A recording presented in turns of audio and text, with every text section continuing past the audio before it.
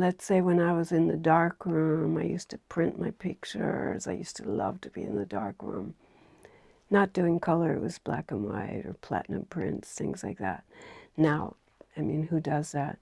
Or shooting with Super 8 or 16, and then you'd be in the editing room and you'd have to be taping things together.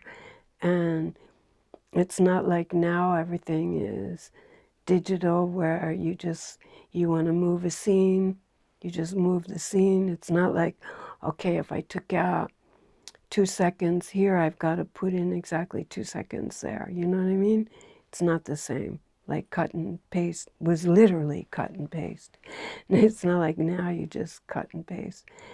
And AI, for instance, we started AI generated films theme with Pedro 3 years ago.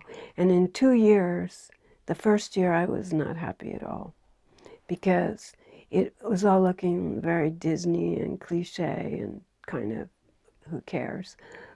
But it was a beginning because I always start things too soon. But that's what happens when you're a pioneer. Things get better in time.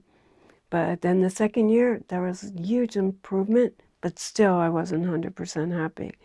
And this year, I'm sure, because things change so rapidly, you know, things like, if we just talk about digital tools, like now, if you have a picture, let's say somebody sends me a picture of a dress they want me to wear in a photo shoot, like this just happened for Edgeline, and there was a German designer I never heard of actually, and I just took the picture that I was sent from the magazine, like that I had to okay whether I would wear it or not, put it in Google image search, and then I found out who the designer was.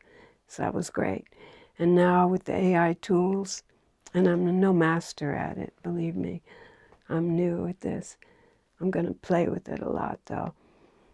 Now today I happened to have lunch with my friend James Bolton, who told me about this guy, producer Patrick on Instagram, who announces all these new developments, like how now you can make a film. You just give an oral or a text how you want it. They plan the scenes, they write the storyboard, they do the script, they show the film from beginning to end, and they try out on algorithms, and if it's not like getting attention, then they redo it to get more eyes. I mean, these things never happened before. And now we're playing with, anime, and we're given a few different programs to work with, and Pedro will be exploring it even more than me, I'm sure, because he's much better at it, because he was born with a computer. I wasn't. I remember when, what do you call it? When I was working as a fashion editor for Joyce Ma, and that was like from 1994 to 1997. There weren't computers. I lived with somebody briefly, 91, who was a computer genius, and we had email in the apartment, but there was nobody connected. He had some guy in Miami connected. There's like 1, 2 people, like nobody. And then, we had faxes, and then in Paris we had something called the Minitel, which had a tiny bit of digital to it. But then when I worked for Joyce, it was a big deal to have, what did you call it, word processor, which was the beginning of like computer, but it wasn't a computer. So I had a job where I was assistant to the producer, and one of my little jobs was to send invites, to ask for tickets to shows for our camera crew, CBC. Tim Blanks was the on-camera person. I was just guarding tripods and picking out sound bites for the editor. It was a very minor position considering I used to be a fashion designer and walking down the catwalks, but now I'm guarding tripods. But it was funny because I could have 3-week job just writing requests for tickets for shows. Now it doesn't even take me 3 hours to do it. So that's just one minor sign of how fast things go. So part of your DNA has been to support creatives in not only fashion but in culture, arts. So how would you define creativity? Oh, I just think it's when somebody has a voice that's their own. Because after all, we're all different. We all share certain things that are the same, of course, you know, but everybody's life experience is different. And if you can go deep inside yourself, stop thinking about what other people are doing, just think about what you feel and what you think. And if you can convey that somehow, that's creativity. So Japan has always been something that you like a country, a culture that you liked, and anime is not the exception. What kind of anime do you like, and or how do you see AI being used in anime production in the future? Well, I like one that's a bit less, typical anime. I want something more original that looks, I dream to be in a video game, but I don't want to look like, even this playing with AI, I still have that anime, kind of classic anime face.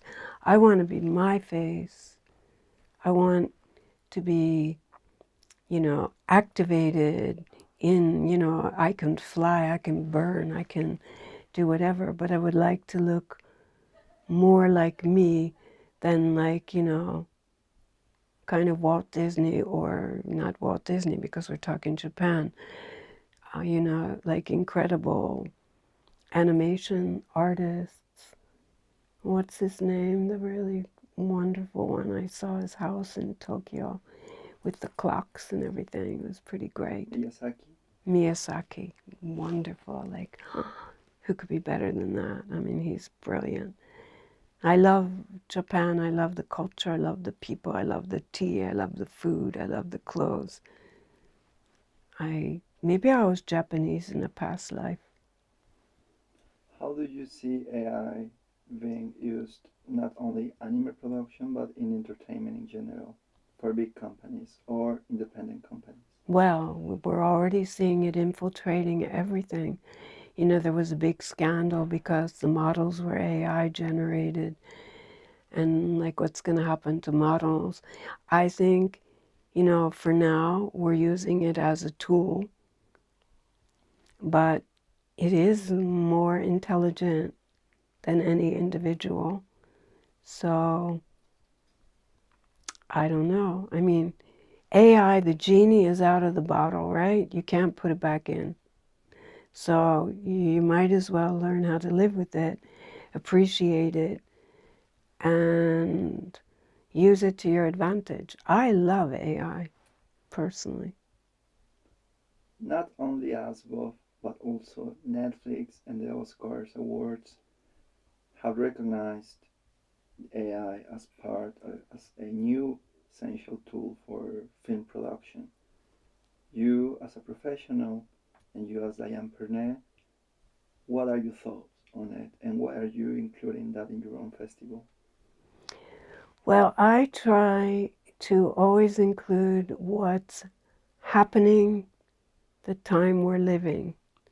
And it's like 3 years ago, 4 years ago, I introduced TikTok because that was new, and that was, I tried to get TikTok to sponsor a TikTok film festival. They didn't do it. They said they were only interested in sports. But I thought it was really relevant, and it still is. But then AI generated films became more and more a thing. And of course, Pedro, you proposed doing that theme in the festival, and I said, great. But Um, it just needs to evolve to the level that I want it to be. And I see it evolving, but it needs to go further because it can go further. And it is an amazing tool.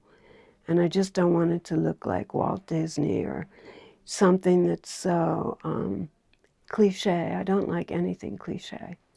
So that's important. So before we wrap up, if it would be up to you, like the decision of not replacing anyone by using AI, what would be the regulation or what's the thing that AI cannot replace from a human? Not only film production, but in general, like in creative, like in the creative industry. Well, it's like AI can write a book, right? But I think the real emotion has to come from a human. I think a human is still integral in certain things. I mean, not if you're doing copywriting, if you're like working at a museum and you have to write copy for products, I think your job is gone, because why would they need you? But if you're doing something really creative, whether it's a story with the soul and, you know, an emotion, AI doesn't have an emotion. I guess I could fake it like a sociopath can fake it, you know. But I think real creativity is always going to be needed. So, kind of to wrap up, if you were part of a anime, like the Diane Pernay as a persona or as an avatar or just like your character in there, would you like to be just like very alike to the physical you, or would you change something? Would you like to have some special powers just to have in mind like this thing that was happening in the metaverse in which you could be like anything you want? Now, for an anime, what would you like to add if you had the possibility? I would like to fly. I would like to be able to just burn and disappear. I would like to, have magic powers. I would like to spread justice, peace, be like, I don't want to be a witch. People keep saying I'm a good witch. I don't want to be a witch, but I've tried that in my youth. But I would like to have magic powers, like to be able to walk on the streets where all those homeless are and like tap a magic wand and all of a sudden they're shaved, their hair is done, and they're back in society. Instead of sweeping them up like what's happening in Los Angeles and probably soon in New York and everywhere in the US. Where are they going? Let's put them back into society, give them a reason to get up in the morning. If I could have that power, that's what I'd like. So the last question is, how do you envision future? What's my ambition for the future? Um, to inspire people to continue to give a platform, to shine a light on them. And now, because I have Substack, I would like to see if anybody wants to send the elevator back. Thank you for your time and for the coconut tea. You're welcome.